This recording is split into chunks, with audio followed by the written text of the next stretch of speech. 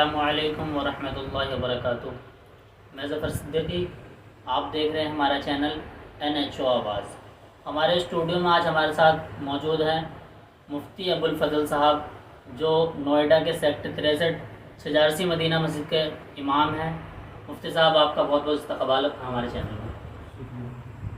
مفتی صاحب، آج جو آپ سے ملاقات ہوئی ہے، آج جو ہم جس مسئلے پر بات کرنا آئے ہیں، وہ مسئلہ یہ ہے کہ 2 دن بعد قربانی کا ایک اہم فریضہ ادا کرتے ہیں جیسے مسلمان تمام حضرات، جو کہ واجب ہے۔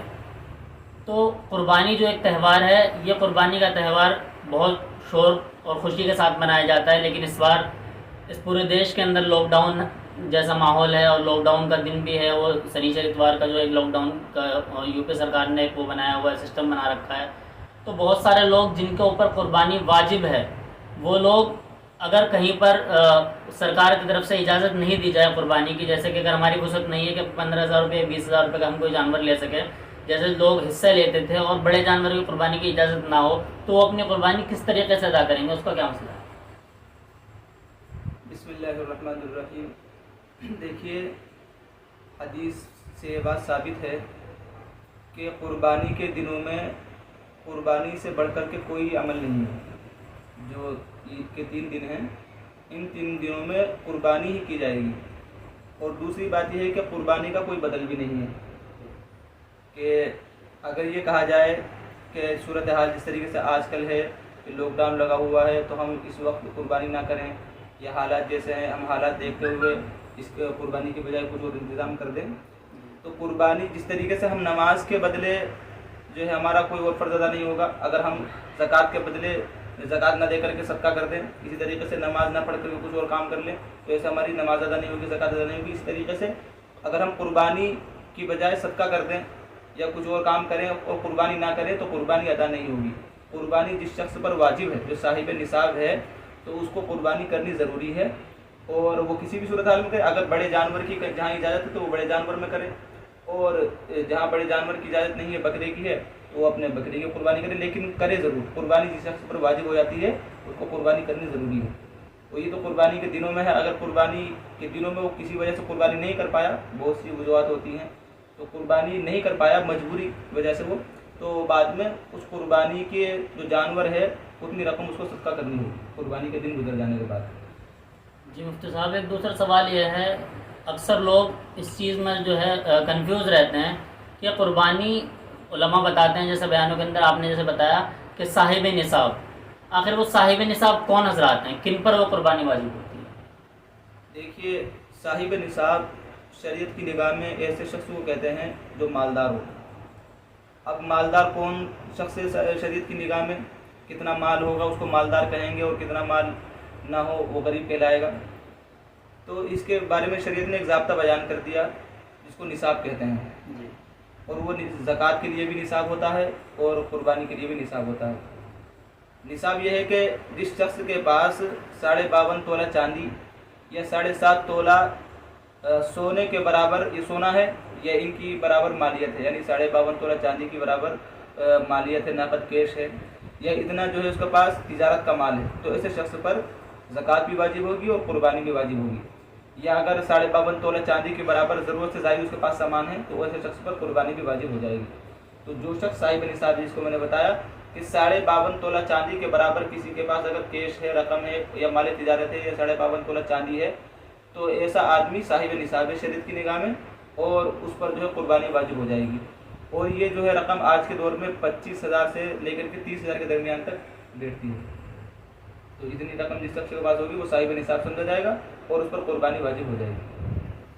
کیا مفتی صاحب، جیسا کہ میں نے سنا ہے کہ زکوٰۃ کا مسئلہ ہے، زکوٰۃ اور قربانی، تو زکوٰۃ میں اس رقم کا 1 سال گزر جانا، اور قربانی میں بھی کیا 1 سال گزر جانا ضروری ہے، یا پھر زکوٰۃ کے سے ان دونوں میں کچھ فرق ہے؟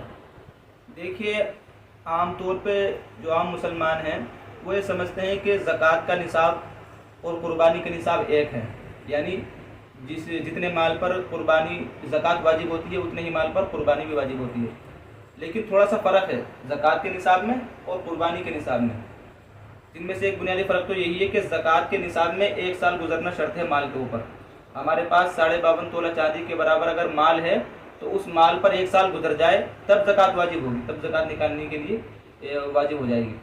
لیکن قربانی کے لیے یہ شرط نہیں ہے۔ قربانی کے ہمارے پاس اگر قربانی کے دنوں میں بھی اگر مال آ گیا 52.5 تولہ چاندی کے برابر، تو اسی دن ہم پر قربانی واجب ہو جائے گی، اس پر سال گزرنا کوئی ضروری نہیں ہے۔ اسی طریقے سے ایک فرق یہ بھی ہے کہ زکوٰۃ جو واجب ہوتی ہے وہ 4 چیزوں میں ہوتی ہے۔ سونا ہو ایک، دوسرا یہ کہ چاندی یا کسی کے پاس چاندی کے برابر نقد کیش رقم ہے، چاہے بینک میں ہو یا اپنے پاس ہو، اور تیسرا ہوتا ہے تجارت کا مال چاندی کے نصاب کے برابر۔ یہ 4 چیزیں ہوتی ہیں۔ لیکن قربانی کے لیے ایک چیز اور ہوتی ہے، ضرورت سے زائد مال۔ مثال کے طور پر ہمارے پاس کپڑے ہیں، تو یہ کپڑے 10 جوڑے ہمارے یا 8-10 جوڑے ایسے ہیں جو ہم ضرورت کے لیے استعمال کرتے ہیں، پہنتے رہتے ہیں، بدل کے مہینے میں سب کی باری آ جاتی ہے۔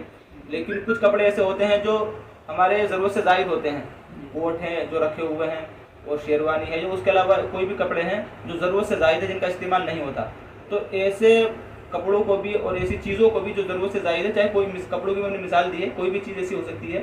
ہمارے پاس 3 موبائل ہیں، ایک موبائل ہماری ضرورت پوری ہو رہی ہے، تو 2 موبائل جو باقی ہیں ان کو جو ہے ہم قربانی کے نصاب میں جوڑا جائے گا۔ جیسا گاڑی وغیرہ؟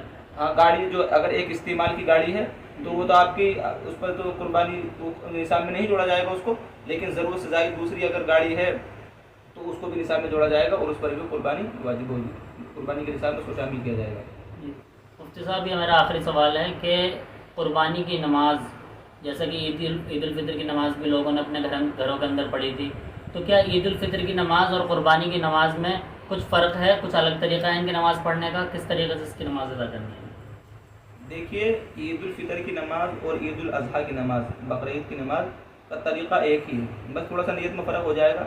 یہ جب شروع میں نیت کریں گے کہ نیت کرتا ہوں 2 رکعت نماز عید الفطر واجب، وہ عید الفطر میں کہیں گے، اور بقرعید میں کہیں گے کہ نیت کرتا ہوں 2 رکعت نماز عید الاضحیٰ واجب، اور باقی نیت وہی ہوگی 6 زائد تکبیروں کی۔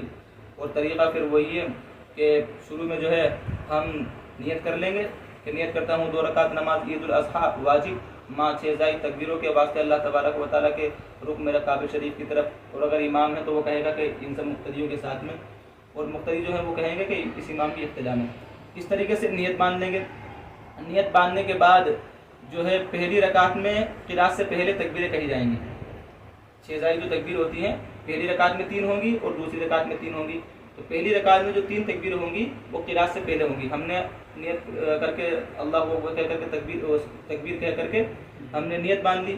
سب سے پہلے ثنا پڑھیں گے، ثنا پڑھنے کے بعد تکبیر ہوگی قراءت سے پہلے، 3 تکبیر ہوں گی، اللہ اکبر کہہ کر کے ہاتھ چھوڑ دیں گے، اللہ اکبر کہہ کر کے ہاتھ چھوڑ دیں گے، تیسری تکبیر میں اللہ اکبر کہہ کر کے ہاتھ باندھ لیں گے۔ اس کے بعد قراءت ہوگی، سورہ فاتحہ پڑھی جائے گی، سورت ملائی جائے گی، اور رکوع اور سجدہ ہوگا۔ اس کے بعد جب کھڑے ہوں گے دوسری رکعت کے لیے، تو اس میں کھڑے ہوتے ہی قراءت شروع کر دیں گے، سورہ فاتحہ پڑھیں گے، کوئی سورت ملائیں گے۔ تو اب جو رکوع میں جانے سے پہلے 3 زائد تکبیریں کہی جائیں گی۔ 3 زائد تکبیر اس طریقے سے کہیں گے کہ اللہ اکبر کہہ کر کے ہاتھ چھوڑ دیں گے، اور پھر دوسری مرتبہ اللہ اکبر کہہ کر کے ہاتھ چھوڑ دیں گے، تیسری مرتبہ اللہ اکبر کہہ کر کے ہاتھ چھوڑ دیں گے۔ چوتھی تکبیر جو ہوگی وہ رکوع کی تکبیر ہوگی، اس میں اللہ اکبر کہنے کے لیے کان تک ہاتھ نہیں اٹھائے جائیں گے، بلکہ بغیر ہاتھ اٹھائے اللہ اکبر کہتے ہوئے رکوع میں چلے جائیں گے۔ اس کے بعد باقی نماز رکوع ہوگا، سجدہ ہوگا، اور اپنے طریقے پر نماز ہوگی۔ بہت بہت شکریہ مفتی صاحب۔ بس میرا یہ آخری سوال تھا آپ سے، جو پورا ہو گیا۔ آپ نے جو اپنا قیمتی وقت نکالا ہمارے اسٹوڈیو میں آ کر، اس کا میں اپنے پورے چینل کی طرف سے آپ کا شکریہ ادا کرنا چاہتا ہوں۔ السلام علیکم ورحمۃ اللہ وبرکاتہ۔ السلام علیکم۔